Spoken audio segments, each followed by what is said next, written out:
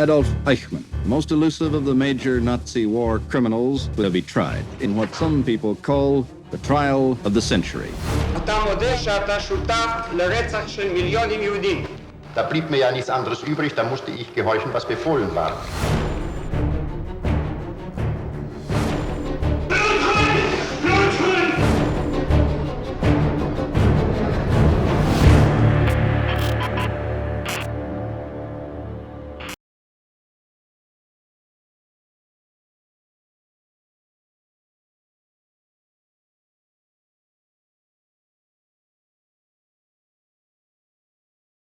תן לילד קצת שמחה, נכון? כן. ברצוני להגיד על זה כמה מילים. אנחנו ראינו מה המצב, ואנחנו רצינו להקיל על החיים הקודרים והאיומים של רבבות ילדים. אז החלטנו לארגן חודש הילד היהודי בגטו וגם חג הילד היהודי בגטו. את החג האחרון לפני האקציה האיומה שהתחילה ב-22 ביולי 42 אנחנו קיימנו עוד ב5 במאי, ואז את זה אני זוכר היטב. היו בכל המוסדות שלנו, בכל בתי היתומים, בכל הפנימיות, בכל המטבחים, חגיגות, היו הצגות של ילדים. נתנו לילדים אז יותר קצת אוכל, קצת ממתקים, והסיסמה שלנו הייתה לתת לילדים שלנו קצת שמחה. אבל כל זה היה לשווא, דוקטור ברמן. אתם החזקתם את הילדים רק כדי שיהיו קורבנות האקציות, נכון? והילדים היו הקורבנות הראשונים של האקציות, נכון? נכון. ברצוני להגיד שכמעט מההתחלה התחיל המרוץ הטרגי בין המאמצים של הציבור היהודי בגטו ורשה לבין המדיניות של התרוששות והידלדלות ההמונים, בין הסעד והרעב. אולי לא התרוששות אלא רישוש, אם יש מילה כזאת. כן. וכמובן הסיסמה שלנו הייתה להציל את הילדים שלנו מרעב וממוות. לא הצלנו, לא הצלחנו להציל אותם. אתה זוכר פגיעות מכוונות במיוחד נגד ילדים מצד יחידות גרמניות? כן. איזה יחידות? יחידות אס קודם כל. זה אני רוצה קצת למסור בפרוטרוט. דוקטור ברמן, אתה יכול לשבת אם ברצונך לשבת. תודה רבה.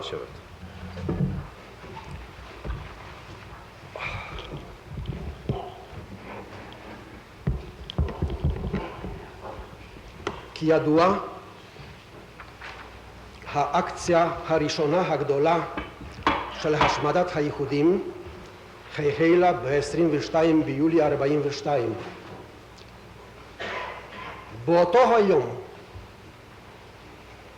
הקורבנות הראשונים של האקציה היו הילדים היהודיים, ואני לא אשכח לעולם את הסצנות המזעזעות המחרידות כשאנשי אס עם עוזריהם התנפלו באכזריות על הילדים, על ילדי הרחוב, סחבו אותם לעגלות, ואני זוכר הילדים האלה התגוננו. אני שומע עד היום הזה את הבכי של הילדים, אני שומע את הזעקות מאמה, מאמה, אמא, אמא, רטבת, הצילו. הם פרצו למוסדות שלכם? באותו היום החל גם כן הגירוש של בתי הפליטים, ובייחוד של בתי המוות, כפי שאז קראו להם, ששם הייתה התמותה הגדולה ביותר. ובין אלה גירשו אז לטרבלינקה אלפים רבים של ילדים. ככה התנהל הגהנום כשבוע ימים. מה קרה עם המוסדות שלכם, של צנטוס? לאחר שבוע ימים הם התחילו אנשי אס ועוזריהם להתנפל גם כן על המוסדות שלנו, על בתי יתומים ועל הפנימיות. אז פנינו לכל המוסדות בשם הנהלת צנטוס, לכל המוסדות בגטו וגם למפקדת המשטרה בגטו, ואמרנו שיש להציל את היתומים, יש להציל את הילדים. שום הפצרות שלנו, שום בקשות שלנו לא הצילו אותם. ובימים אלה התחילו לצעוד בחוצות ורשה תורים ארוכים של ילדים ממוסדות שלנו, מוסד אחרי מוסד, מוסד אחרי מוסד, יחד עם מחנכיהם, עם הוריהם. לאן הם צעדו? לאומשלגספלץ, לקרונות המוות ומשם לטרבלינקה. אתה זוכר את יאנוש קורצ'אק צועד בראש חניכיו? כן, אני זוכר היטב. אחד ממוסדות האלה שהובילו אותם לאומשלגספלץ היה המוסד הזה למופת ולדוגמה, בית היתומים של יאנוש קורצ'אק. הייתה זאת תהלוכה מזעזעת. ראית זאת בעיניך? כן. הוא הלך בראש התהלוכה ועל ידו שני ילדים קטנים. אחריו המחנכת הראשית של המוסד הזה, סטפניה וילצ'ינסקה, יחד עם ילדים קטנים. הם צעדו יחד עם המון גדול של יהודים שהם נתפסו בבלוקדה הזאת, במצור הזה היום, ברוב הזה. כשהם באו לאומשלגספלץ, אז היו שם שוטרים מסוימים שרצו לשחרר את יאנוש קורצ'אק, הוא היה מאוד ידוע ואהוב. שוטרים פולנים? יהודים. יהודים. אז הוא אמר שהוא לא רוצה להיפרד מהילדים שהוא חינך אותם. הדאגה היחידה של יאנוש קורצ'אק אז הייתה שהילדים שהם היו נאלצים לרדת לאחר הקריאות האלה שאני עד היום הזה זוכר, אלה הרונטר, שנלר, לוז, זה אני לא אשכח, את אלה הרונטר. אז הדאגה של קורצ'אק הייתה שהילדים לא הספיק להם זמן להתלבש, אז הם היו יחפים. סטפניה וילצ'ינסקה אמרה לילדים קטנים שהם נוסעים לטיול, שסוף סוף הם יראו את השדות ואת היערות, את הפרחים שהם אף פעם לא ראו בגטו. וחיוך קל היה על שפתיה. וכמובן שלאחר זה שהוא סירב, אז לאחר כמה שעות הכניסו אותם לקרונות מוות, וזאת הייתה הדרך האחרונה של המחנך הגדול הזה. דוקטור ברמן, בסוף נשארו רק ילדים מועטים בגטו. היו הורים רבים שניסו להסתיר את ילדיהם בצד הארי של ורשה, נכון? כן. והילדים שם התפזרו כרוכלים קטנים, עסקו במכירת סיגרות, עיתונים, קבצנים, אבל גם שם רדפה אותם האס-אס, נכון? וכשהשיגה אותם גורלם היה גם הוא השמדה. נכון. ברצוני עוד להוסיף שחוץ מהמוסדות האלה הפנימיות ובתי יתומים שלנו, אז תוך כמה שבועות הוסלו והושמדו כל 100 מוסדות שלנו עם כל המחנכים והמורים, והיה לנו אז בתקופת השיא כ1,000 עובדים, מורים, מחנכים, רופאים, פסיכולוגים, אחיות וכו'. כולם נהרגו יחד עם הילדים. היו 4,000 ילדים רק בפנימיות בבתי יתומים, אבל הסך הכל הטרגי הזה, וזה אפשר להגיד ללא כל הפרזה, 100,000 ילדים של גטו ורשה נהרגו על ידי הרוצחים הנאצים.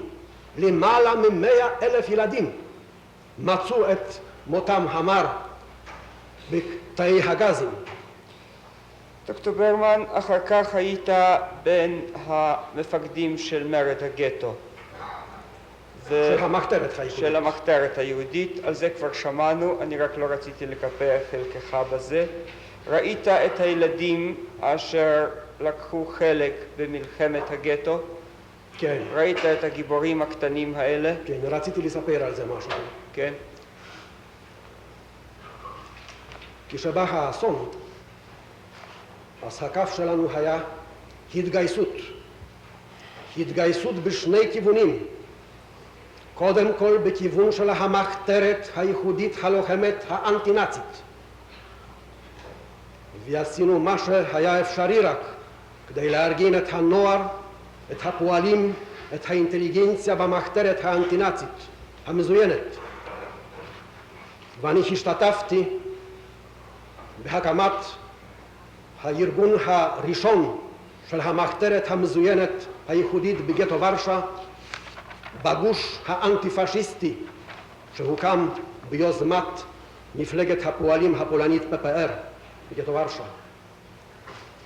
כבר אז בגוש זה השתתפו גם כן נוער וילדים יותר גדולים. אבל אולי נתקרב למרד. אתה היית בזמן המרד בגטו. לא, בזמן המרד אני הייתי אחד מהנציגים של הגטו הלוחם בצד הארי כלפי המחתרת הפולנית. טוב, אבל בסדר, אז נעזוב את הפרק הזה. תגיד לי, אחרי המלחמה הלכת לבקר בטרבלינקה, נכון? נכון. אני ברגע זה אינני מבקש עדות על טרבלינקה, מפני שאנחנו נגיש את פרק המחנות לבית המשפט בבוא המועד. אבל אולי תוכל להגיד באופן כללי, ראית שם מה? בשדות. כשבאתי לשם, זה היה כמה שבועות לאחר זה ששוחררתי על ידי הצבא הסובייטי.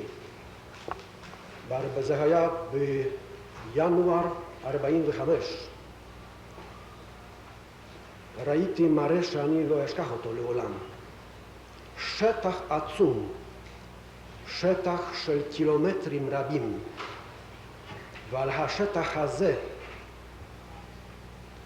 מפוזרות גולגולות, עצמות, ברבבות, והרבה נעליים. בין אלה רבבות נעליים של ילדים קטנים. והרמת זוג אחד כזה אשר אתה שומר אותו איתך עד היום. אני הבאתי. הבאת את זה להראות לבית המשפט. רציתי להראות את זה. זוג נעליים של ילד שמור אצלך עד היום הזה. כן. שמצאת שם בשדות טרבלינקה. כן. אני הבאתי את זה כדבר יקר מאוד, כי ידעתי שלמעלה ממיליון נעליים כאלה מפוזרות בכל שדות ההריגה של אירופה. אלה הם. תודה רבה, דוקטור ברמן. דוקטור סרווציוס, יש לאדוני שאלות?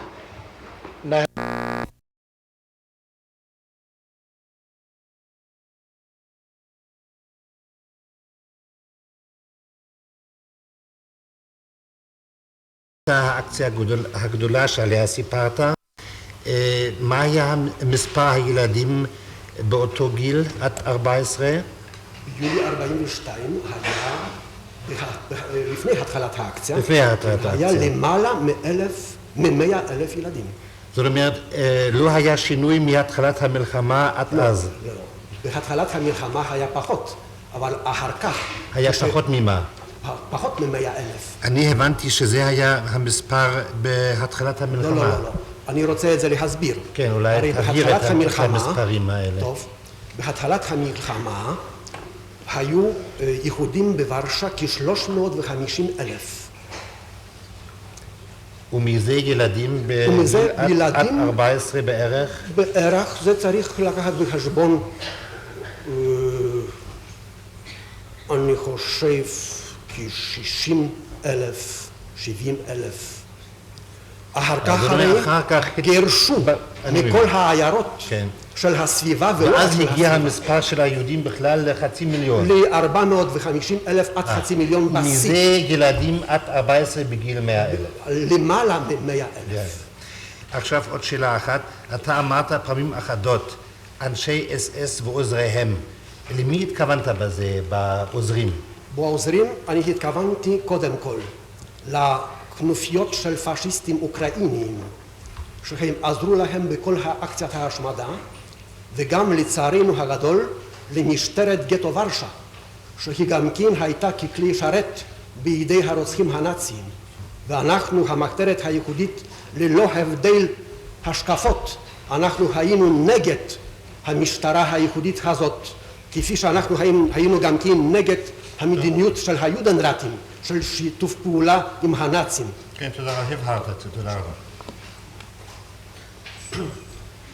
דוקטור ברמן, קיבלתם איזו עזרה? האם קיבלו היהודים איזו עזרה בזמן השואה? כן. אני בעצמי הייתי בקשר מתמיד עם המחתרת הפולנית ועם מוסדות עזרת הילדים ברובע הארי, מוסדות פולניים. ואני יכול להגיד שגם מבחינת העזרה לגטו הלוחם וגם מבחינת העזרה בהצלת היהודים קיבלנו עזרה מסוימת. אני לא יכול להגיד שזאת הייתה עזרה המונית גדולה. גם האפשרויות אז של המחתרת הפולנית וקודם כל של המחתרת המתקדמת של ארמיה לודובה, של פפר, האפשרויות לא היו כל כך גדולות, אבל קיבלנו עזרה. ואני גאה על כך שהאקדח הראשון שקיבלנו מהאנטי-פאשיסטים הפולניים לגוש האנטי-פאשיסטי הייחודי קיבלנו בחדרו של המנהל הכללי של צנטוס. כפי שאני גאה על כך שבין 1,000 העובדים של צנטוס היו מאות שהיו פעילים במחתרת. אחר כך קיבל הגטו הלוחם עזרה לא פעם, קודם כל מהחוגים המתקדמים הפולניים, קודם כל מארמיה לודובה. גם בעניין הצלת הילדים, גם בזה טיפלתי באופן אישי מבחינה מסוימת. היו לנו קשרים גם עם הארגונים הפולניים של עזרת ילדים וגם עם המפלגות המתקדמות וגם עם החוגים הקתוליים ומספר מסוים, אני חושב שאפשר בכל זאת להגיד אלפים לא רבים, אבל אלפים של ילדים יהודיים ניצלו הודות לעזרה של הארגונים הפולניים המתקדמים וגם קתוליים. איך הם ניצלו? על ידי העברתם לצד הארי? כן, לצד הארי, גם למוסדות פולניים, לעזרת ילדים וגם למשפחות. כן. שמשפחות רבות לקחו את הילדים היהודיים מגטו ורשה. האם הצלחתם להעביר ידיעות לשטח שמחוץ לכיבוש הנאצי, לעולם החופשי? כן. היה זה ככה.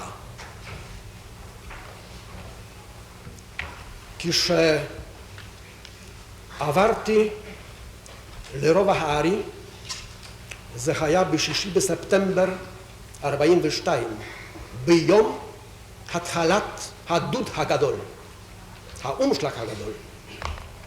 כשנודע לי גם כן שזה הרגע האחרון. אז ברובע הארי, הודות לקשרים שלי ושל חברים אחרים עם המחתרת הפולנית, הקימונו ועד ייחודי לאומי מחתרתי ברובע הארי וגם ועדת התיאום בין הוועד הייחודי הלאומי המחתרתי הקונספירטיבי ברובע הארי עם הארגון הייחודי הסוציאליסטי בונד. התקשרנו עם כל הארגונים המחתרתיים הקונספירטיביים הפולניים. אני הייתי הנציג כלפי המחתרת הפולנית. התקשרנו גם עם החוגים הקשורים עם ארמיה לודובה, עם פפר, וגם עם החוגים היו קשורים עם ארמיה קריובה. אז החלטנו לעשות את הכל כדי להזעיק את העולם היהודי והלא יהודי על מה שמתרחש בגטאות, במחנות השמדה ובכלל עם העם היהודי בפולין. והצלחנו, קיבלנו אפשרויות מסוימות להעביר את המברקים שלנו, את הדוחות שלנו, דוחות די ארוכים על כל הפעולות שלנו, של עזרה ושל מאבק של הגטו הלוחם ושל כל הגטאות, ללונדון, לוושינגטון וגם למוסקבה. ממתי זה התחיל? זה התחיל מ-43 והיה עוד יותר הקשר הדוק ב-44 ועד הסוף. וקיבלנו גם כן מברקים מחוץ לארץ, מחומר, כן, מחוץ לארץ, מארגונים יהודיים. איזה מברקים? מה נאמר בהם? על עבודות ההצלה ועל פעולות שונות הקשורות עם הטרגדיה של העם היהודי באירופה.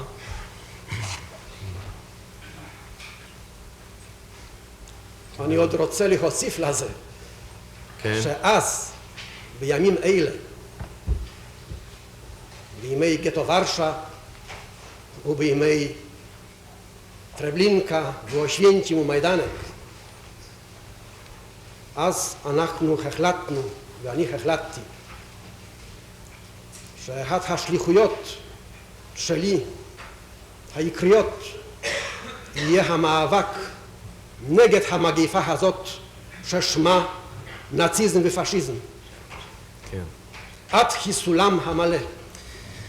טוב, תודה דוקטור ברמן, סיימת את עדותך.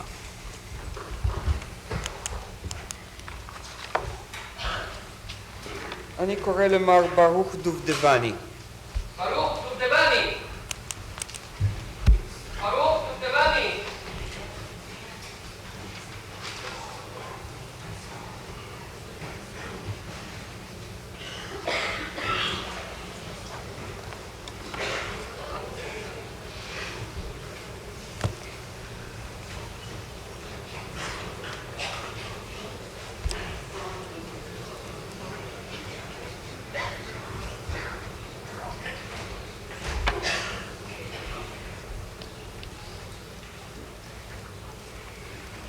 אני מבקש שקט. אני מניח שגם מר דובדבני יעדיף להצהיר בהן צדק, אם כי מסיבות אחרות מאשר העד הקודם. זה נכון, מר דובדבני? תגיד, אני מצהיר בהן צדק אני מצהיר בהן צדק שעדותי במשפט זה שעדותי במשפט זה תהיה אמת, תהיה אמת, כל האמת כל האמת ורק האמת. ורק האמת. שמך ברוך דובדבני? כן, ברוך דובדבני. אתה עובד במחלקת העלייה של הסוכנות כן. היהודית. בידיך ספר הקרוי אש קודש, כן, המכיל דרשות של הרב קלונימוס קלמיש. קלמיש, קלמיש. שפירו, כן. ספר לנו איך הגיע כתב היד של הספר הזה לידיך ואיך גרמת לפרסומו של הספר הזה. בשנות המלחמה ביקשו ממני חסידי הרב הזה שאם אני אצא לחוץ לארץ בתום השואה שאתעניין אם האיש נשאר בחיים ואיפה הוא ואם נשארו כתבים ממנו. כשיצאתי לאחר המלחמה בשליחות הסוכנות למחנות התחלתי להתעניין בגורלו של הרב קלונימוס קלמיש שפירא ונודע לי גורלו בשנות הגטו, אבל לא עלה בידי לגלות אם נשארו כתבים ממנו. ב-1956 יצאתי בשליחות המדינה לפולין, ואז המשכתי להתעניין בגורל כתבים אלה, אם ישנם. יום יום הייתי הולך לחפירות בוורשה, הרי הרסו את ההריסות ובנו בתים אחרים במקומם. ביקרתי במכון ההיסטורי היהודי ולא עלה בידי למצוא שום דבר. ביום אחד הביא פולני אחד, כת של חלב, ובתוכו היו כתבים שהוא מצא אותם בתוך החפירות ברחוב גנשה בוורשה. זהו כת שהשאיר שם דוקטור עמנואל רינגלבלום, זכרונו לברכה. התחלתי לדפדף בתוך הכתבים ולא מצאתי שום דבר. עזרו לי האנשים של המכון ההיסטורי היהודי והעלינו חרס. ביום אחד, כשהתחלתי לחפש יותר, פתאום הגישו לי צוואה שמצאו בתוך הכתבים האלה של הרב קלונה מוסקל שפירו לאחיו בארץ ישראל, הרב ישעיהו שפירא זכרונו לברכה, ולשני חסידים אחרים שחיים פה בארץ. כשראיתי את הצוואה ואת התאריך היה 4 חודשים לפני מרד גטו ורשה, נזדעזעתי והתחלתי לקרוא וראיתי שהוא שם בתוך כת ספרים שגם חיבר אותם בשנות המלחמה. הדבר הזה לא נתן לי מנוחה, ותוך יום-יומיים מצאתי בתוך הכת את הספר הזה.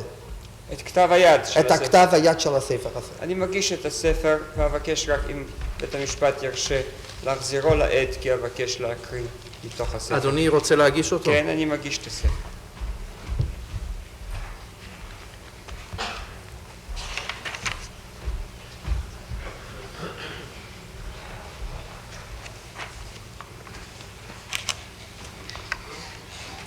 זה יהיה תו 258.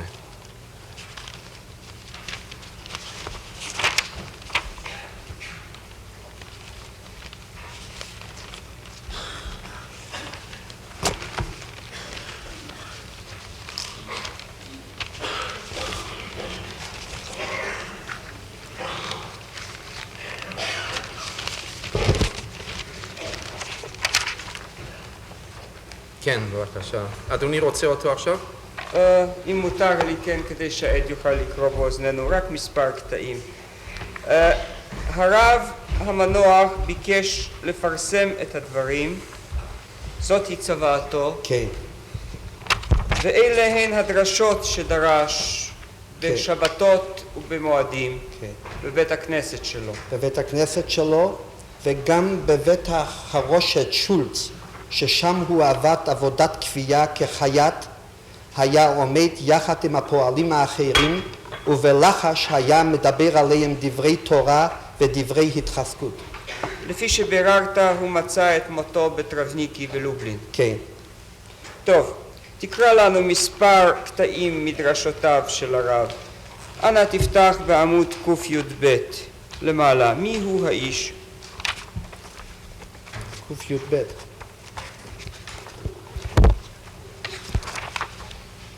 ומי הוא האיש שלא יצטער בראותו צרות ישראל כאלו בגוף ובנפש? ומי הוא שלא ידווה ליבו בראותו שאין חדרים ואין ישיבה, לא מקום תורה ולא קיבוץ של לומדי תורה, ולא בשעה זו בלבד בתי השם נהרסו, רק את זמן הזה גם להבא ייראה, כי בחורים לומדי תורה יחסרו, כמה מהם נעדרו במיתות משונות וממותי רעב רחמנא ליצלן, וכמה מהם נאלצו לצאת לבקש אוכל להם. ואיפה ניקח נערים לומדי תורה אם עתה אינם לומדים? וכמה מהם לא עמדו בניסיון ויצאו בשבת אל השוק לישא וליטי מרעב? האם נחשוב שהנערים והבחורים שסבבו שנים בשווקים וברחובות במסחר או לבקש הפתחי נדיבים פירורי לחם בחול ובשבת, הם ישובו להתמצוא אל החדרים והישיבות כמקדם?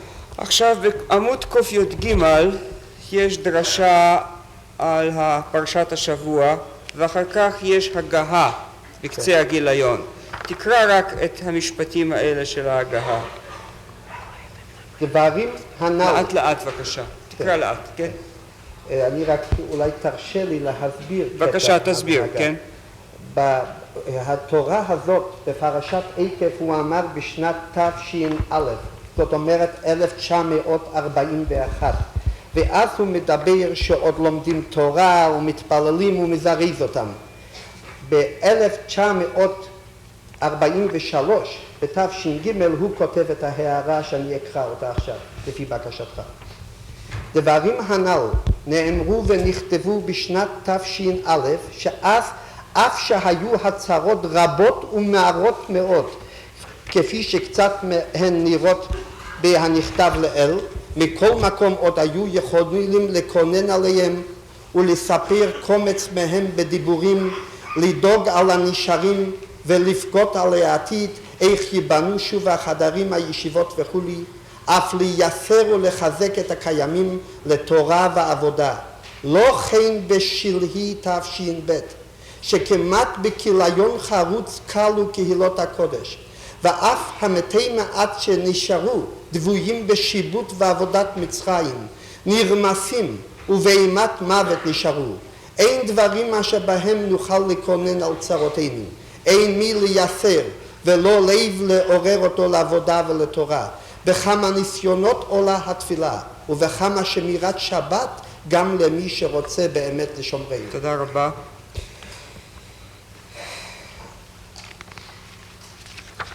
תפתח עכשיו בעמוד קל"ב. זה הדרשה בשבת שמיני עצרת. כן. תקרא בסוף הדרשה את הפסוקים האחרונים. כן. בבקשה. שוב המשפט הקודם, אחרת זה לא יהיה מובן. כן. הוא כותב כשהוא דיבר בתש"א ב-1941, והוא היה היסטוריון גם לפי מקצועו.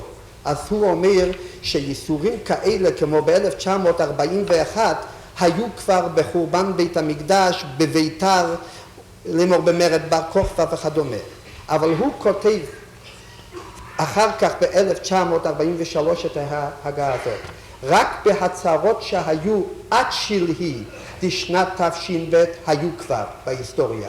אבל כהצהרות משונות ומיתות רעות ומשונות שחידשו הרשעים הרוצחים המשונים עלינו בית ישראל משלהי תש"ב, לפי ידיעתי בדברי חכמינו זיכרונם לברכה ובדברי הימים אשר לישראל בכלל לא היו כמותם, והשם ירחם עלינו ויצילנו מידם כהרף עין.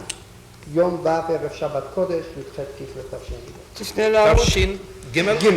1943. תפנה לעמוד קל"ט, גם פה תסביר לנו את ההגהה בטובך, זה לשבת חנוכה. איזה? קל"ט. ג' אבל שמיני עצרת, לא? לא, בערב ערב שבת קודש י"ח כסלו. שבת חנוכה. שבת חנוכה, איזה דף? קל"ט. זה לא, הכף לא מתחיל. קוף.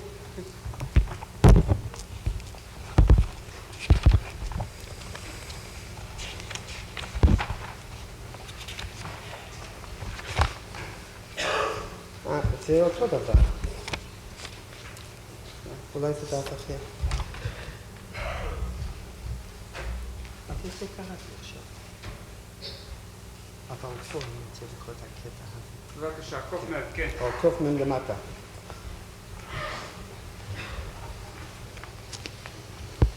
כן, בבקשה. כן. כי נודע מהרב זכר צדיק וקדוש לברכה, זה כנראה אביו, שלכן גם איש הפחות מישראל מוכן למסור נפשו להשם בעת ניסיון. ואחר כך בסוף הוא כותב, לכן אילו היה כל אחד נותן אל ליבו, שלא על שגזלנו ולא על שעשינו רע לשום אדם אנו נרדפים, רק על שאנו ישראלים דבוקים באלוהינו ובתורתו יתברך, ולא די להם לשונאינו לכבות ניצוץ האלוקית לבד אשר בתוכנו, רק את שניהם יחד רוצים לכלות, את גוף ונפש איש הישראלי, כי אז אדרבה הייתה אמונתנו ואדיקותנו בו ובתורתו מתחזקת. תפנה בבקשה לעמוד קס"ט. זה לפרשת זכור, זכור את אשר עשה לך עמלק. כן. תקרא בבקשה את הכתוב באותיות בולטות. הן מאוד מאוד קשה הדבר, כי הייסורים קשים מנשוא, השם ירחם. אבל בזמן שאנשים רבים מישראל נסחפים חיים לשם השם ונהרגים ונשחטים רק מפני שהם יהודים, אז צריכים גם אנו על כל פנים לעמוד בניסיון הזה ובמסירות הנפש הזאת, להתגבר על עצמנו ולהתחזק בשם. קטעים האחרונים, קפ"ה למטה, טוב? זו דרשה לפרשת חוקת. גם הנצחיות של ישראל בעולם הזה רק על ידי הבנים הוא. לכן השונא ישראל הראשון פרעה על התינוקות של ישראל התנפל. כל הבן היילוד היאורה תשלחו. וכן תמיד האכזריות של השונא ישראל בייחוד מתאכזרים על ילדי ישראל, אם חס ושלום להורגם או לאנסם לכפירה, כנודע מהגזירות אשר היו לפני מאות שנים רחמנא ליצלן. וכמו שלדאבון ליבנו רואים גם עתה שעל כל האכזריות והרציחות האיומות הנשפחות עלינו בית ישראל, הרציחות והאכזריות על הבנים והבנות הקטנים עולות עליהן. אוי מה היה לנו. קטע אחרון בעמוד הבא, מה שכתוב באותיות הבולטות, הוא באמת פלא. ובאמת לאט לאט תקרא בבקשה. מה? תקרא לאט. ובאמת פלא הוא, איך העולם עומד אחר כל כך הרבה צעקות כאלו.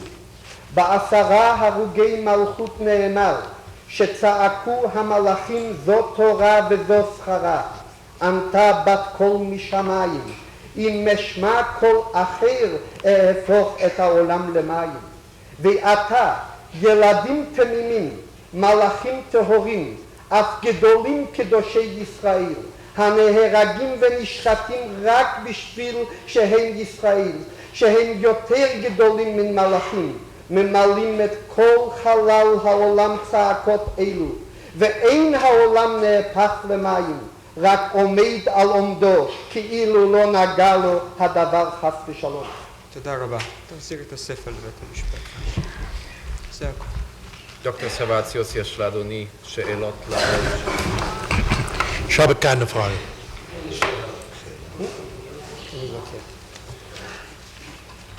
תודה, מר דובדבני.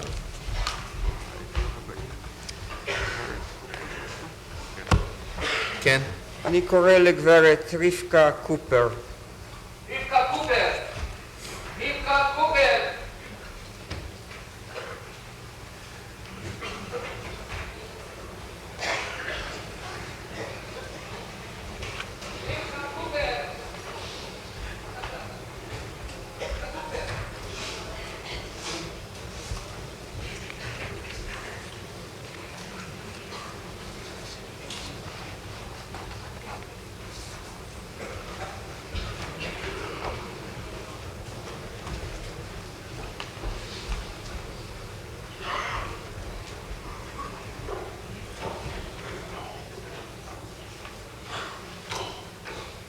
מדברת עברית.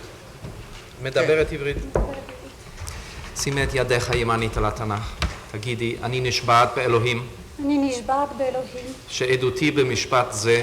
שעדותי במשפט זה. תהיה אמת. תהיה אמת. כל האמת. כל האמת. ורק האמת. ורק האמת.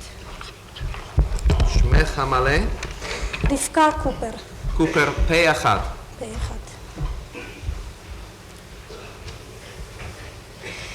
את חברת קבוצת מעיין צבי. כן, תושבת.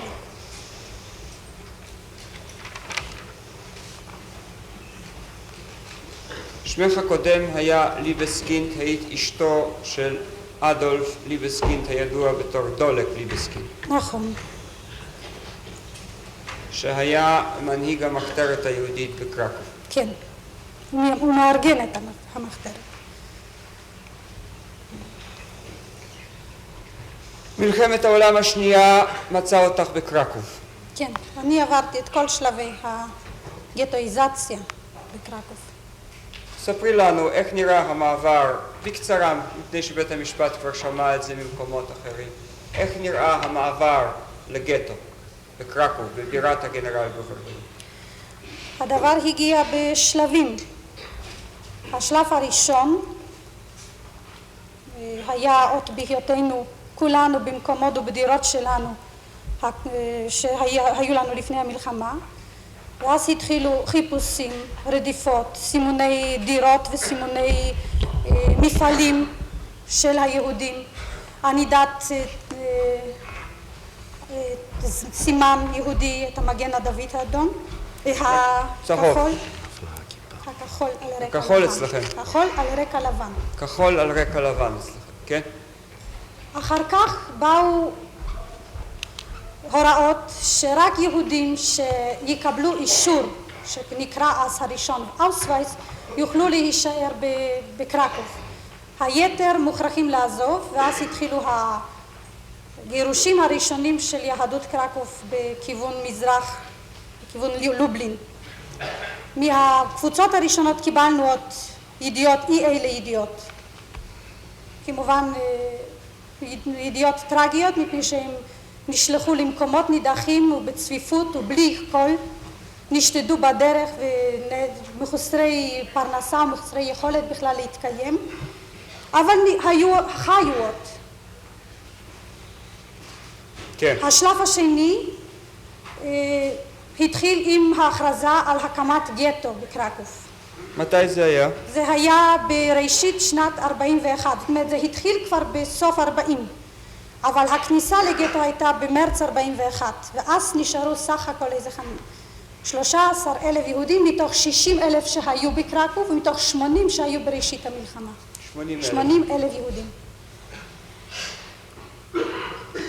כמובן הגטו היה צפוף מאוד. באיזה שכונה הוא הוקם? בשכונה שמאחורי הנהר ויסלה, שכונת פודגוז'ה, שכונה שתמיד הייתה שייכת לשכונות עניות, והרחובות שנבחרו היו רחובות של בתים ישנים, ראויים, בתי עץ או בתים המתים לפול. האוכלוסייה הוכנסה 3-4 משפחות לדירה קטנטונת של חדר עם מטבח, וכמובן בתנאים כאלה פרצו מהר מאוד מחלות, במיוחד בין הילדים. גם קשה היה לשמור על תנאים סניטריים עם כל הרצון ועם כל המאמצים שנעשו על ידי הרופאים, על ידי עזרה סוציאלית, על ידי עובדים סוציאליים. הקמתם מחתרת, תנועות הנוער, את היית חברת תנועת נוער יהודית, ציונית. כן, ציונית. טוב, אני ברגע זה לא מזכיר. הנוער, מההתחלה, המטרה, מרגע שהפסיקו, שלא נתנו לנוער יהודי ללכת לבית ספר וללמוד, הייתה מטרתנו לרכז את הנוער ולשמור עליו. ואז המשכנו קודם כל בלימודים, בקבוצות קטנות, ארגנו אותם בחדרים, המורים מבתי ספר עבריים וכאלה היו בקרקוב, כי הקהילה הייתה מאורגנת מאוד ועשירה במוסדות, בכל מיני מוסדות כלליים, סוציאליים. אז המורים בהתחלה נרתמו, אלא שמהר מאוד נעלמו המורים, מפני שגורשו. אחד בכיוון אחד, שני בכיוון שני, ואז המשכנו, המבוגרים יותר לימדו את הצעירים. אנחנו גם המשכנו את מסגרת התנועה שלנו, וכל התנועות המשיכו את מסגרתם בדרך כלל. זאת אומרת, התכנסו לערבי שבתות, לחגים, המשיכו בשיעורי תנ"ך, המשיכו בשיעורי היסטוריה היהודית.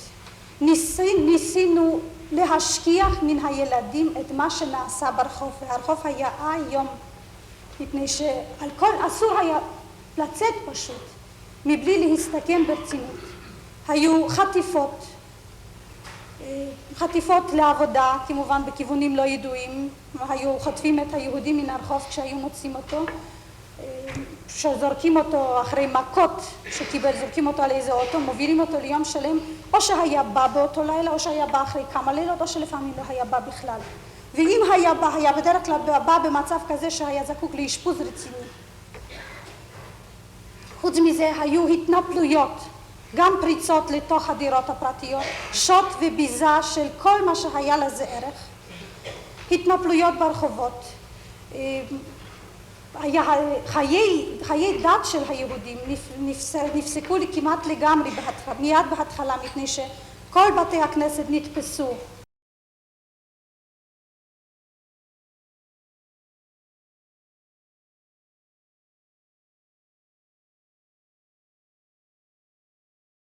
עד החלק האחרונה, ועל כך שמרנו לא רק בגטו, על כך שמרנו בבתי סוהר, על כך שמרנו אחר כך במחנות השמדה, אפילו באושוויץ. אפילו באושוויץ. היית באושוויץ, אני רואה מספר על ידך. הייתי באושוויץ אחרי שנאסרתי על ידי הגסטאפו.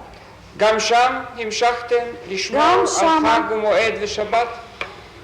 אם יורשה לי, אני יכולה לספר רק את המקרה הראשון שהיה המזעזע בלי בעצמי, למרות שבשבילי היה זה ברור שאיפה שאמצא אני אשמור על המסורת העברית. טוב, ספרי. הובלנו לאושוויץ ביום רביעי, אחרי שהשאירו אותנו יום שלם בצריף. מתי באת לאושוויץ? ב-18 לינואר 1943. הכניסו אותנו לבלוקים, שזה היו בלוקים בבירקנאו, אלה היו אורוות סוסים לשעבר, ואנחנו קיבלנו מדפי עץ ועליהם היה לנו לישון ולשכב. אחד מהדברים הראשונים שעשינו, אני וחברותיי שהגיעו איתי, היה למצוא מכרים בין אלה שנשארו, שהסתובבו, בין האסירים שהסתובבו באושוויץ, ומצאנו, אחד מהדברים הראשונים היה שביקשנו מהם 2 זנבות של נרות. ובליל שישי התאספנו על מדף העליון בבלוק שלנו, היינו אז איזה 10 עד 12 בנות, לא הרבה זמן נשארנו. הדלקנו בחושר גמור, לא היה אז בכלל חשמל באושוויץ. וגם לא רצפה וגם לא שום תנאים סניטריים שהכניסו בסוף. הדלקנו את הנרות וכמובן התחלנו בשקט לשיר את שירי שבת שלנו. לא ידענו, היינו מסונברות מן האור של הנרות ולא ידענו מה שנעשה מסביב. אבל אחרי הפסקה קטנה פתאום שמענו בכי חנוק מסביב על כל המדפים שהפבו אותנו, בכי שפשוט קודם כל הבהיל אותנו אבל גם זעזע אותנו. התברר שמכל אפשר היה לעבור ממדף למדף ולהתרכז. נשים יהודיות שישבו שם כבר חודשים ואפילו שנים התאספו סביבנו על המדפים השכנים, הקשיבו לשירה, והיו גם אחר כך אחדות שהעיזו, ירדו אלינו וביקשו שנרשה להם לברך על הנרות. לאיזו תנועת נוער השתייכת אז? השתייכתי לתנועת הנוער העברי עקיבא, תנועה כלל ציונית. זה היה המקרה הראשון המזעזע. אחר כך כבר אלה שהיו איתנו בבלוק התרגלו לכך שכל ליל שישי הדלקנו, לחם לא היה לנו. ולפעמים מה לשתות לא היה לנו, את הנר השגנו איכשהו. ואחר כך כל החגים, אנחנו צמנו ביום כיפור באושוויץ, אנחנו לא אכלנו מצות באושוויץ, ולא אכלנו לחם באושוויץ. בפסח. בפסח. אספנו אצל אסירות לא פולניות, במשך שבוע מסרנו את המנות שלנו באופן חלקי, והבטחנו לנו תפוחי אדמה, כדי שנוכל לקיים את מצוות לא תאכל מצה. לא תאכל חמץ. לא תאכל חמץ, קצת מפלפלת. כן. טוב, נחזור לקרקוב, גברת קופר. תנועות הנוער ארגנו מחתרת בפיקודו של דולק ליבסקינד בעלך. כן. אנחנו מוקדם מאוד, התברר לנו, אחרי הגירושים ראשונים, הגיעו אלינו שמועות ראשונות על הכיוון של רכבות הגירושים, על בלז'ץ במיוחד. ואז בשלה אצלנו ההחלטה שאין אנחנו יכולים ללכת כצאן לטבח. אין אנחנו יכולים לעמוד עם ידיים מורדות ולהסתכל איך שכל פעם חטפו לנו את ההורים, את הילדים, את האחים והאחיות, ולא היה ביכולתנו להגיב ולעשות כלום. כמובן זה קל היום לספר, אבל זה היה קשה מאוד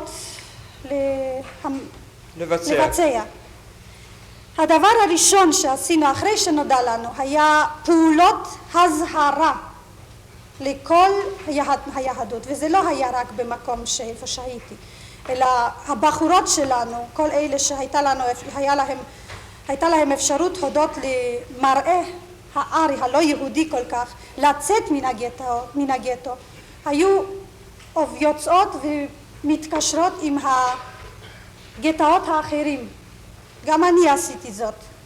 היינו באים לגטאות והיינו מתקשרים עם האנשים המוכרים לנו כמובן, קודם כל מפני שהייתה סכנה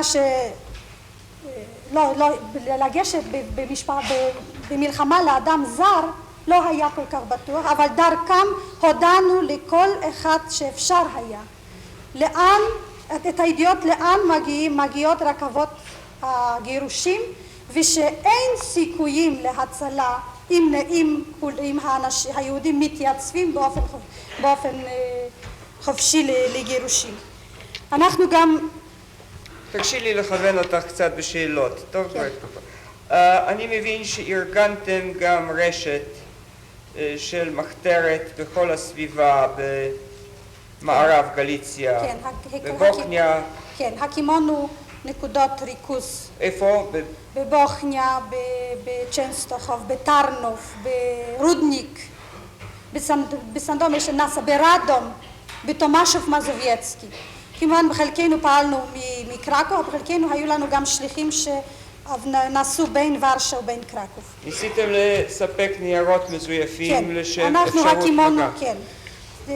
טיפלנו בייצור ניירות מזויפים, קודם כל שאפשרו לאנשים לצאת מן הגטאות, שנית להתנועע, וסידרנו ניירות שאפשרו לנסוע ברכבות, ובצורה הזאת ברגע שנודע לנו על גירוש הצפוי בקרקוב למשל, היינו מספקים ניירות לאנשים שיוכלו לנסוע, לצאת ולהיכנס לגטו נניח בוויליצ'קה או בבוכניה. וברגע שנודע לנו על סכנת הגירוש בבוכניה או בוויליצ'קה, הייתה אחת מהבחורות שלנו, על פי רוב בחורות למרות שהיו גם בחורים, נוסעת לשם ומעבירה ניירות על מנת לאפשר לאנשים לברוח משם לקרקוב או למקומות אחרים. היה לכם קשר עם גטו ורשה באמצעות קשריות? כן, היה לנו. בעיקר הייתה זו הלה שיפר, כיום הלה, כן, אשר נמצאת כאן. היא הייתה רופאייזן, כן? הלה רופאייזן. היא הייתה הקשרית של דולק, עם גטו ורשה. את מכירה את הספר יומנה של יוסטינה? גם את הספר של וגם גוסטה את דוידזון? המחברת. מי כתב את הספר הזה? גוסטה דוידזון דרנגר, אחת מראשי התנועה שלנו. איפה היא כתבה את זה? היא כתבה את זה בבית סוהר במונטלופיך, על נייר בית שימוש שגנבו בשבילה כל החברות שישבו יחד איתה. היא נשארה בחיים? לא. שגנבו בשבילה? כן, מפני שקשה היה להשיג גם נייר בית שימוש. נייר בית שימוש. וכמובן קשה גם היה לכתוב, והיו שם מארגנים מחתרת שלמה, ומסתירים אותה בעת כתיבתה, מפני שהיו צריכים גם להיזהר לפני העין הבוחנת בדלת הקר. איך זה נמצא אחר כך, ואיך זה יצא לאור? את הניירות האלה מצא אחד מהחברים שלנו אחרי המלחמה. הבנות, חלק מהבחורות האלה הוצאו להורג. חלק בטרנספורט אחד נשלחו לאושוויץ, ואחדות מהן נשארו בחיים ונמצאות בישראל. הבחורות לפני שעזבו את בית סוהר, אגב יוסטינה ברחה מבית סוהר, ארגנה בריחה יחד עם כל הבחורות שהוצאו לטרנספורט שהיה צריך ללכת להשמדה. היא אז הצליחה לברוח ופעלה אחר כך עוד עד סוף שנת 1943. באותו יום ארגנו גם בחורים שלנו בריחה מכלא של גברים, ובעל שלה שמשון דרנגר, אחד מראשי המחתרת, הצליח גם כן לברוח. הם נפגשו אחר כך ופעלו ביערות וישניץ' והוציאו עיתון הקורא למרד גם לפולנים וגם ליהודים בשם החלוץ הלוחם, אשר אם אינני טועה המספר האחרון יצא בנובמבר 43, הם נתפסו רק אחר כך, וכמובן הומתו. שניהם. שניהם. אני מגיש את הספר, אדוני. זאת היא חנה פרנק הפולנית. את הניירות האלה מצא אחד מהחברים. ניירות היו חבויים במסגרת הדלת של התא. זה הוברח מסגרת של? במסגרת הדלת, העץ, מאחורי מסגרת העץ. לא הכל נמצא, היה עוד מחבוא אחד בתנור ושם לא נמצא הקטע הזה, לכן חסרים כאן כמה פרקים וכמה, במיוחד הסיפור על המבצע הרציני והגדול ביותר שלנו בדצמבר 42. אני מגיע למבצע הזה. זה תו 259 הספר. עכשיו, את נאסרת במחצית נובמבר 42, לאחר ששבת סוף נובמבר 42. סוף נובמבר, סליחה. לאחר ששבת משליחות המפקדה לגטו רודניק. נכון, לא לגטו רודניק. אז למקום הריכוז שלנו. סליחה. היה לנו שם נקודת ריכוז ונשלחתי שם על מנת לשמור ולמצוא בחזרה את הקשר עם בחורים שלנו. מי חקר אותך בזמן המעצר? שני אנשי גסטאפו, שאני זוכרת את שמותיהם. מי זה? היו ידועים לשמצה בגטו, זה קונדה וקרנר. היה שם עוד אחד שאינני בטוחה בשמו, אבל אלה שניים היו דמויות ידועות מאוד, וכל הופעתם בגטו בישרה שואה. הם הופיעו לפני כל גירוש. כן, החקירה הייתה מלווה מכות והתעללויות. כן, הוכיתי קשה, אבל לא איבדתי את ההכרה. לא עד לאיבוד ההכרה, אבל הוכיתי קשה. גם אחר כך עוד. מתי השתחררת מבית הסוהר? מבית הסוהר לא השתחררתי, הועברתי לאושוויץ. הועברת משם לאושוויץ. ושם הייתי עד סוף נובמבר 44, אחר כך העבירו אותי לעוד 5-6 מחנות אחרים, בכל מקום כמובן לעבודת כפייה, אשר בהרבה מקומות גם ניסינו לעשות סבוטאז'ים, חבלות בעבודה שלנו, גם זה רציתי לציין, מפני שגם באושוויץ הייתה מחתרת, גם באושוויץ לא הלכנו לפי הצו, גם באושוויץ ניסינו לקלקל ולהפריע בכל מקום שיכולנו, ואני מציינת את זה מפני שהמקום של המרד בתולדות השואה הוא קטן באופן יחסי, אבל מאמץ שנעשה על אלה שהתמרדו היה למעלה מכל המשוער. באיזו עבודה עבדתם באושוויץ? עבדתן, הרסתי בתים. בהריסת בתים? הרסתי בתים. עבדתי בעבודות ניקוז. עמדתי עד למותניים במים והייתי צריכה לחפור תעלות. אחר כך בתוך המחנה נתפסתי על קשר שהיה לנו עם הבחורים שלנו ועל העברת ידיעות. הזכרתי שהייתה לנו מחתרת והיה לנו קשר באושוויץ, ואז עברתי לשטרפנקומנדו, זה נקרא באושוויץ. זאת אומרת, בתוך אושוויץ הייתה לי תלבושת מיוחדת עם טלאי אדום על האגף. סגורה, הייתי בכלא בתוך המחנה, יצאנו לעבודות הקשות ביותר, הקימו אותנו ב3 לפנות בוקר, עמדנו עד 6 בכפור ובגשם ובשלג, והחזירו אותנו עם שקיעת החמה ולפעמים אף יותר מאוחר, כמובן בליווי כלבים. כל מי שנכשל שוסה על ידי כלב. אוכל נתנו לנו פחות מאשר נתנו לאסירים אחרים.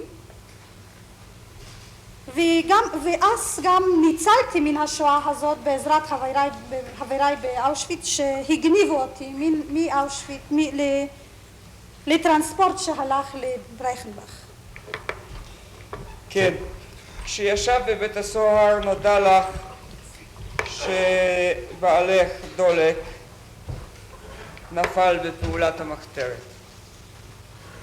כן, הגיעו אליי האסירים שהשתתפו בפעולת ליל 23, נדמה לי, ליל חג המולד בדצמבר 1942.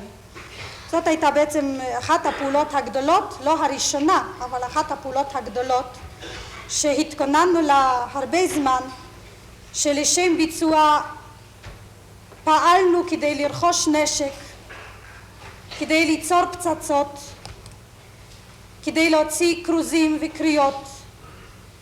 ובליל חג המולד, בערב חג המולד, קבוצות החברים שלנו התקרבו לבית קפה גרמני, ציגנריה, בית קפה של קצינים נאציים, וזרקו לשם פצצה שהתפוצצה, ועשרות גרמנים אז נהרגו ונפצעו. כן, לפי מה ששמעת, הייתה חליפת יריות עם הגרמנים, והמחבור שבו התחבא דולק נתגלה. לפני שהתגלה מחבו של דולק, נתגלה מחבו של החברים שהשתתפו בפעולה וחזרו ממנה. כן. ואז גם, אחרי שנתפסו כולם, הגיעו גם למחבו של דולק, והיה מחבו של המפקדה, שבו היה נשק, כסף, מכונת הכפלה להדפסת כרוזים, כל מיני חומרים אחרים, היו גם מדים שבהם השתמשנו. ושמה, כשהותקף, היו שמה שני חברים שלנו, דולק ויהודה טננבאום. הם הוקפו והתגוננו, ורק אחרי חילופי יריות שבהם נורו גם גרמנים, השניים התאבדו, לא נהרגו ולא נתפסו, התאבדו בכדורים האחרונים שהיו באקדחיהם. אבל המחתרת לא פסקה, נשארו עוד חברים, והם אחר כך עברו מחוץ לתחומי קרקוב. כיוון ההצלה היה להקים בונקרים, להקים מחבואים, לפעול ביערות ולתת אפשרות ליהודים להסתתר, כי בכל זאת קיוו שהקץ למלחמה יגיע, ולפחות את מישהו להציל, את השרידים שיוכלו פעם לספר על הזוועות שעברו עליהם. דוקטור סרווציוס, יש לאדוני שאלות לעדה? באיזה שנה נולדת? 1920.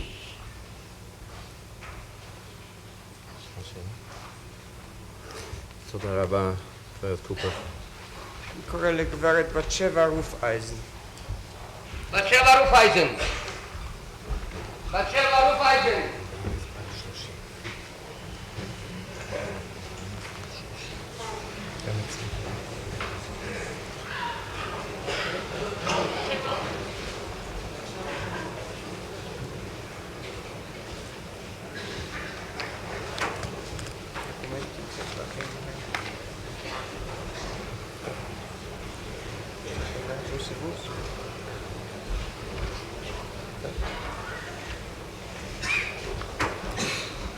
שקט, בבקשה.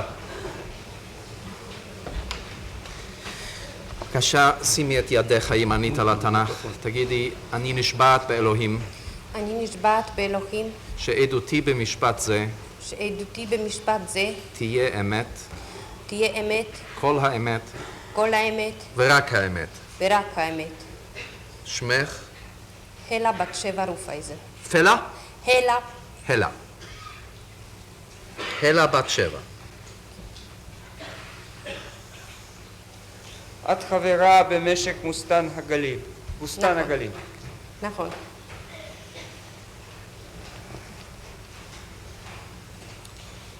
בפרוץ מלחמת העולם השנייה היית בקרקוב עד להקמת הגטו. גברת רופאייזן, את יכולה לתת את עדותך בישיבה. תודה רבה. בבקשה.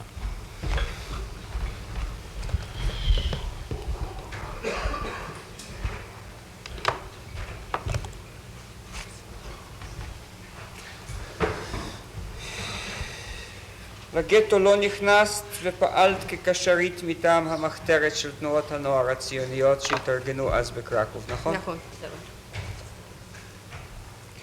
קישרת בין דולק ליבסקין בקרקוב לבין פיקוד המחתרת בוורשה. כן, קישרתי.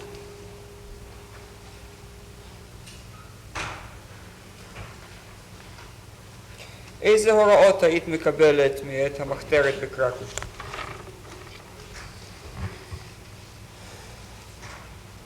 אני הגעתי לקרקוב בתקופה אחרי שהתחיל הגירוש בגטו ורשה. יצאתי בשליחות של תנועתי על מנת להתקשר עם הנהגה שנמצאה אז בקרקוב.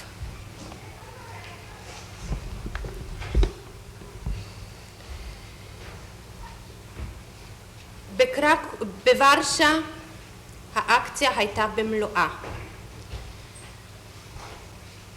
האנשים היהודים התרוצצו מהגטו הקטן אל הגטו הגדול, בלי לדעת איפה אפשר יהיה עוד קצת לחיות. הקיבוץ שלנו באותה תקופה מיד הפסיד את דירתו, היות והמספר הזוגי של הרחוב נלפקי נותק מהגטו. אנשינו נשארו בלי קורת גג. הצד של המספרים הזוגיים את רוצה לומר. כן, נכון. אנשינו נשארו בלי קורת גג, ובקושי מצאנו מחסה בתוך מרתף. יחד איתנו הייתה גם בחורה משותקת לגמרי, שהוצאנו אותה מבית חולים, היות ובתי חולים הלכו בתור ראשונים אל האקציה. הייתי עובדת עצות, בלי קורת גג לאנשים ובלי אוכל כמעט. הארגון הלוחם היה אז רק בתחילתו.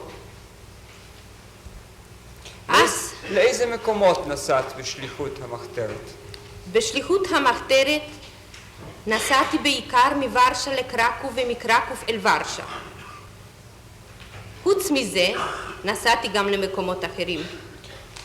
יצאתי לז'שוב על מנת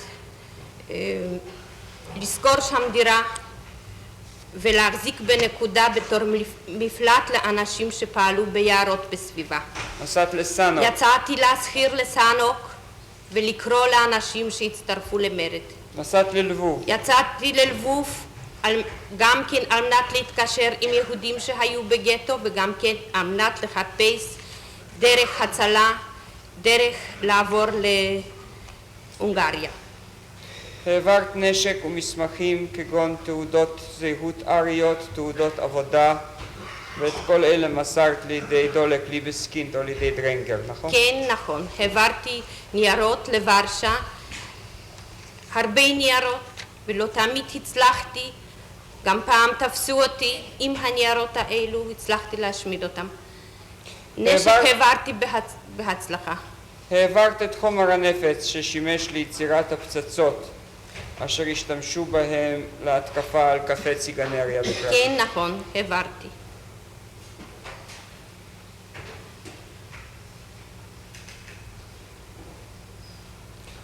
איפה היית כאשר המחתרת הכתה בקפה ציגנריה? בתקופה שהמחתרת הכתה בציגנריה אני הייתי בז'שוב, היות וחיכיתי שם לבחורים שיצאו ליער לפעול, ועליי היה שם לחכות לכם. ושם נודע לך על נפילת הקבוצה. אליי הגיע שם השליח והודיע לי על זה מה שקרה. הוא הודיע לי גם כן על זה שנתפס לבן ושבתוך הבגדים שלו מצאו תעודות עם הכתובת. עם הכתובת? עם הכתובת שלו, כנראה שהוא היה רשום ברחוב איפה שהם גרו. לבן זהו אברהם ליבוביץ'. כן, נכון. זה השם שהוזכר על ידי יצחק צוקרמן הבא. צוקרמן היה ידוע באיזה כינוי במחתרת? אנטק. אנטק. המשכת לפעול כקשרית עד תחילת 43, כאשר נעצרת בצאתך מגטו ורשה. כן, נכון. מה קרה איתך?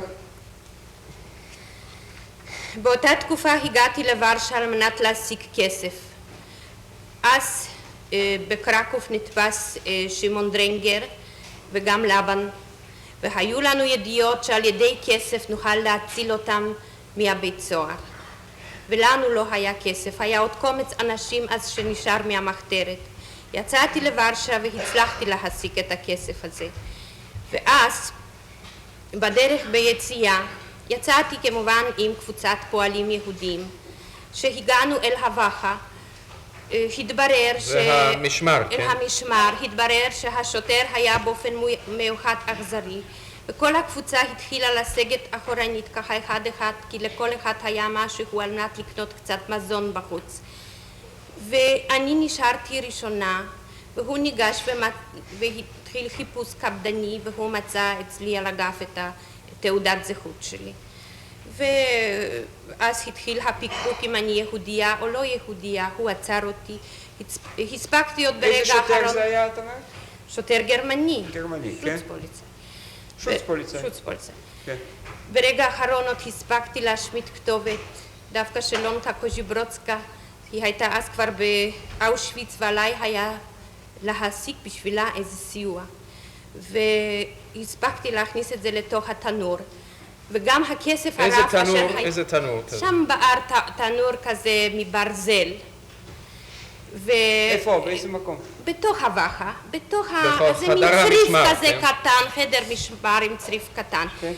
וגם ברגע כשעצרו אותי והכניסו אותי לרוויזיה, לבחורה שוטרת, ביקשתי ממנה שהיא תיקח ממני את הסכום כסף הגדול, כי לא רציתי שזה ייפול בידי הגרמנים. אבל היא פחדה, אבל בעוד רגע נכנס שם בחור אשר תפקידו היה רק לטאטא את הצריף הזה, ואני בכוח הכנסתי לו לכיס את הכסף הזה, והוא הלך. ואז נשארתי רק אני לבדי עם הפקפוק של הגרמנים אם אני יהודייה או לא יהודייה. לפנות בוקר ברחת. לפנות בוקר החלטתי שעליי לברוח, הגטו עמד לפני האקציה, ופחדתי שהחברים שלי שידעו כבר אז שאני נעצרתי, כי ליוו אותי אחדים, פחדתי שהם פשוט יעשו איזו פעולה על מנת להצילני. ולא רציתי אז שהפעולה של האקציה היא תפעול מוקדם מדי. אם כן, החלטתי אני מוכרחה לברוח, מה שיהיה. ובשעה 4 בבוקר הצלחתי לברוח. ברחת לתוך הגטו. לתוך הגטו, המקום היה מואר מאוד, ברפלקטור גדול, ויצאו 4 שוטרים גרמנים ו2 פולנים וירו אחריי יריות בלי סוף. קיבלתי כדור ברגל, אבל הצלחתי לברוח לתוך הגטו ובחזרה לחזור אל החברים. השתתפת בפעולות המרד. השתתפתי בפעולות המרד. וב-8 למאי 43, יחד עם קבוצת מחתרת, עבר דרך צינורות הביוב והגעת לצד הארי של ורשה, נכון? כן. התחבאת איזה זמן, אחר כך נשלחת עם קבוצה של יהודים נתיני חוץ לברגן בלזן, ושם נשארת עד ששוחררת על ידי הצבא האמריקני. כן. כיצד נכנס לקבוצה הזאת של נתיני חוץ? פשוט מאוד, זה היה כבר אז ככה שלא היה לי כוח. אני נשברתי אחרי שראיתי את שריפת גטו ורשה וחזיתי את זה, ואחרי שלא נשאר לי כבר אף אחד מיקיריי, כבר לא היה עוד בשביל מה להילחם. על כל פנים אני נשברתי. וגם לא הייתה תקווה שבקרוב ייקחו אותי ליער. אמנם רציתי, בזה עוד רציתי, אבל לא הייתה אז תקווה. לא זאת הייתה שאלתי. כיצד צירפו אותך לקבוצה הזאת? כיצד צירפו אותי? פשוט נכנסתי שם וצירפו אותי. טוב. דוקטור סרווציוס, יש... Ich habe keine Frage. תודה גברת רופזן. שלום. אלה העדים שלנו להיום. ברשות בית המשפט אגיש מספר מסמכים כעת. טוב. בסדר. אני לא רציתי להפסיק את ההשתלשלות של דברי העדים, ולכן כמה מן המסמכים בעצם שייכים או מתייחסים לדברי העדים מאתמול, עוד אחרים לדברי העדים מהיום. המסמך הראשון שלנו הוא 1113. אולי אדוני ישב ויעשה את זה בישיבה. תודה רבה אדוני. מה? כן, נכון.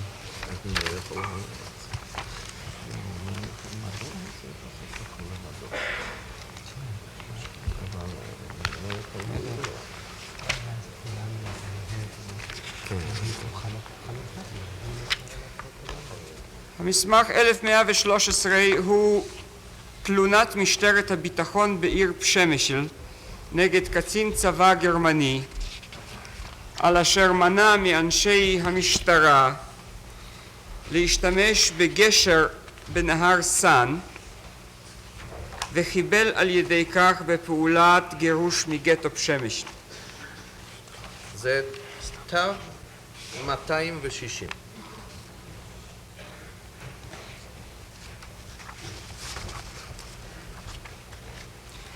המסמך הבא בקשר לכך הוא מספר 1114 שלנו.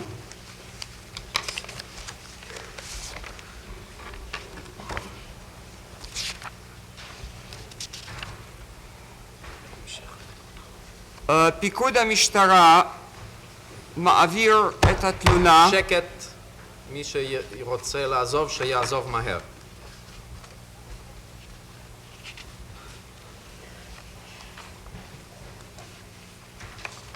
מעביר את התלונה באותו עניין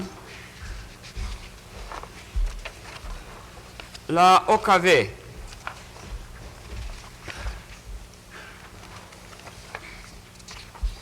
זה תו 261. כבודו יעיל לשים לב, המדובר הוא ב-SS אוברשטורמבנפירר ויט, אשר הוא המקשר של ה-SS ליד האוברקומנדו דה ורמאכט. פה מדובר שכמעט הגיע לחילופי יריות בין הוורמאכט למשטרה, ורק תודות לזהירותה של המשטרה שהתאפקה מלפתוח באש על הצבא הגרמני, לא נפתחו יריות. הדבר חרה כל כך לשלטונות הרייך, עד שהימלר הודיע לרייכסלייטר מרטין בורמן כי אחרי גמר המלחמה הוא יעמיד אותו קצין, דוקטור אלברט בטל, שהיה אחראי לאותה חבלה, לבית דין מפלגתי וידרוש להוציאו מהמפלגה. כנראה שבשעת המלחמה קצרה אפילו ידו של הימלר לפגוע בקצין הוורמאכט, אף על פי שעזר ליהודים.